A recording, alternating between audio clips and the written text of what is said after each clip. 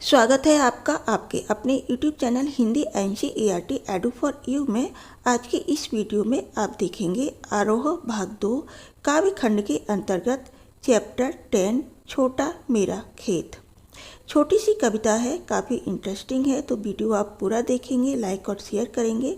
इसके अलावा क्लास 12 के ही अन्य वीडियोस का लिंक आपको इस वीडियो के डिस्क्रिप्शन में मिल जाएगा, तो आप उन्हें भी देखिए और शेयर कीजिए। सबसे पहले कवि परिचय।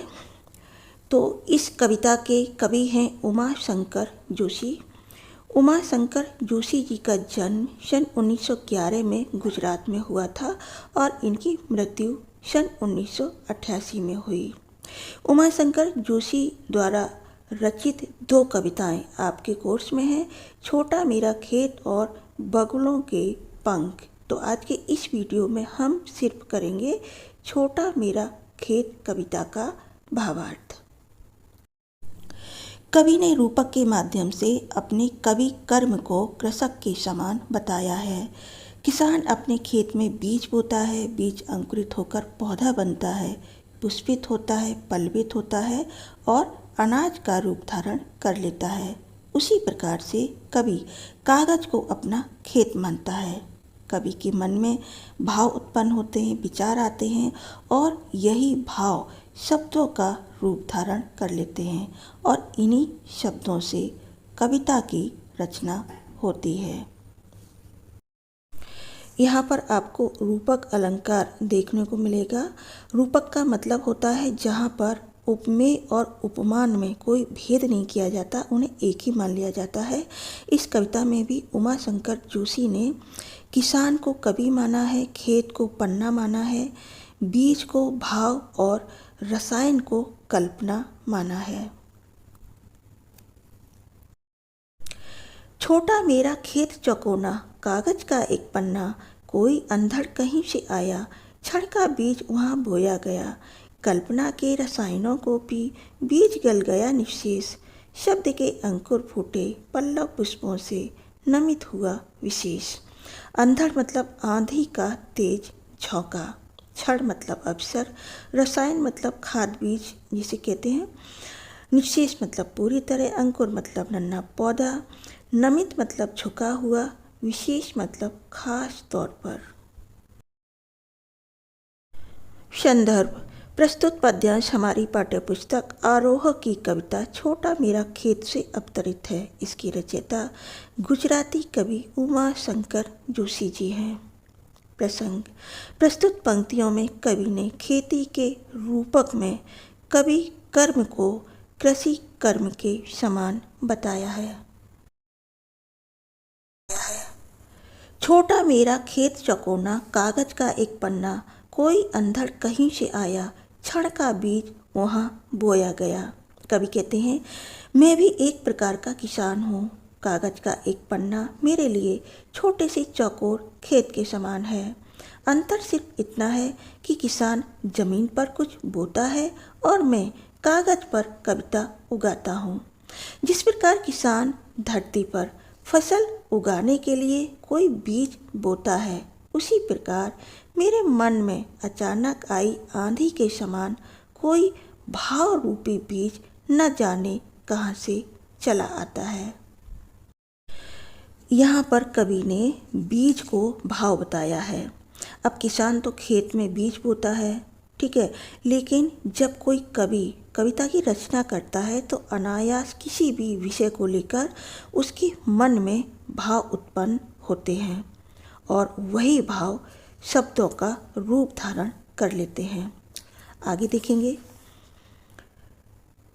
कल्पना के रसायनों को पी बीज गल गया निशेष, शब्द के अंकुर फूटे पल्लव पुष्पों से नमित हुआ विशेष।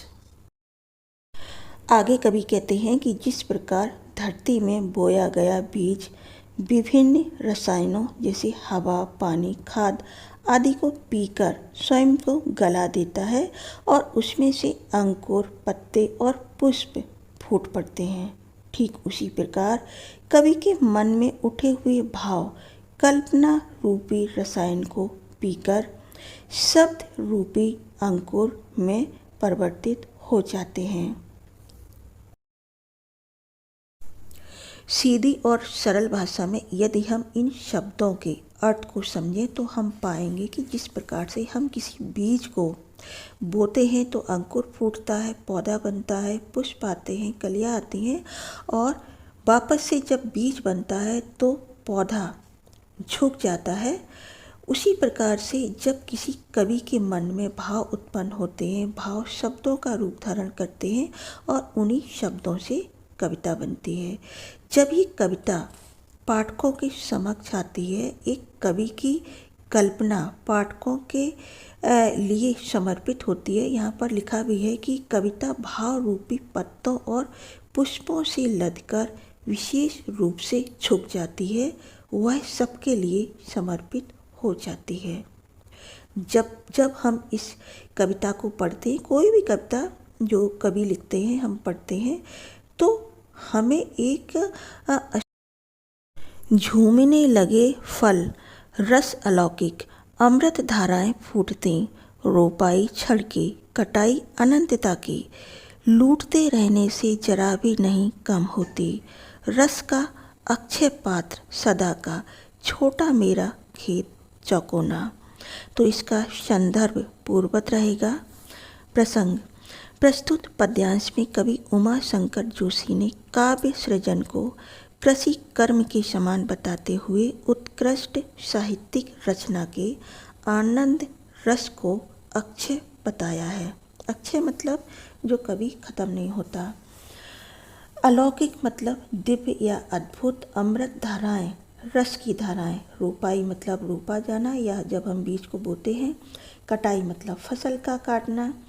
अनंतता मतलब सदा सर्वदा के लिए होना या शाश्वत होना। अक्षय मतलब कभी नष्ट ना होने वाला। पात्र मतलब वर्तन।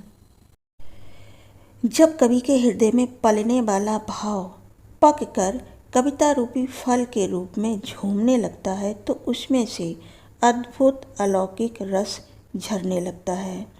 आनंद की अमृत जैसी धाराएं फूटने लगती हैं। सचमुच किसी भाव का आरोपण एक विशेष क्षण में अपने आप दिव्य प्रेरणा से हो जाया करता है।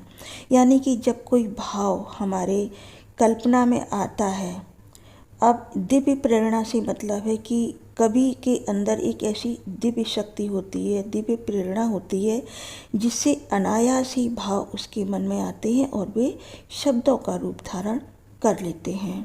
कवि कहते हैं कि रोपाई छड़ की, कटाई अनंतता की, लूटते रहने से जरा भी नहीं कम होती।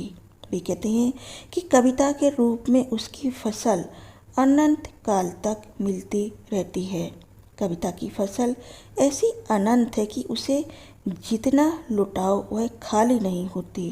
अब कविता कवि सिर्फ एक बार लिखता है, लेकिन सदियों तक आप अभी जो कविता पढ़ रहे हैं वो कवि ने कब लिखी थी, लेकिन इस कविता को पता नहीं कितने लोगों ने पढ़ा और उसको जाना, समझा और उससे जो रस की अनुभूति है उसे उन्होंने महसूस किया।